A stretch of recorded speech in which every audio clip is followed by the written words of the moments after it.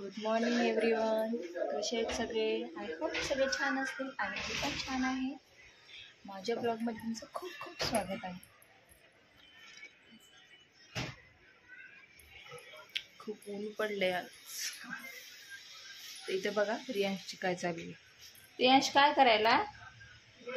का कपडे पाडायला कपाटातले? का काढायला? का काढायला सांग.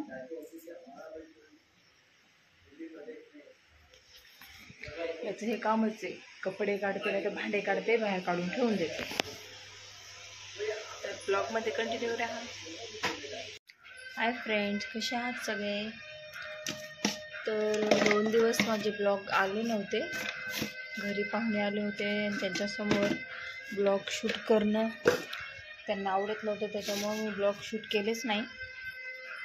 आता यानंतर डेली ब्लॉग येतील, म्हणजे डेली मी एक दिवस एक शॉर्ट व्हिडिओ टाकत असते आणि एक मोठा टाकत असते. 2-3 दिवस काहीच नव्हतं. तर आता इथून पुढे डेली येतील. मी इथे चहा घेते. तर आता इथं मी चहा घेते.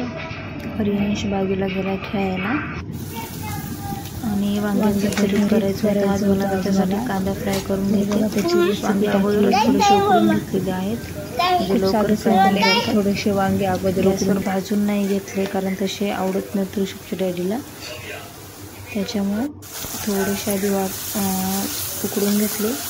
आणि आता बघा कोथिंबीर, थोडी मिरची, लसण, कांदा वगैरे सगळं फ्राय करून घेते आणि त्यातच टमाटे पण टाकते. हे सगळं एकजीव झालं की थोडंसं बघा गरम मसाला, बारीक मसाला पावडर आणि हळद, हिरवी मिरची पण फ्राय केली. थोडा वेळ फ्राय टमाटे ॲड केलेत, कोथिंबीर, टमाटे सगळे ॲड करून त्याला छान फ्राय करून घेते. व्यवस्थित फ्राय झालं त्यात थोडेसे लाल मिरची अंबारी मसाला, हळद आणि गरम मसाला टाकून घेते. थोडंसं आबडधोबड वाटलेलं शेंगदाण्याचं कूट पण छान लागतं. आणि सगळं एकजीव झाल्याच्या नंतर मी आता वांगे टाकते. पाठीमागून थोडंसं उकडून घेतलेलं होते फ्रेंच फ्राय. तर यासाठी फ्रेंच खायचे होते म्हणून ते माझ्याकडे लागला बनवून दे म्हणे. लगेच आता मी ते करायला फ्राय पण बनवायला घेते मी.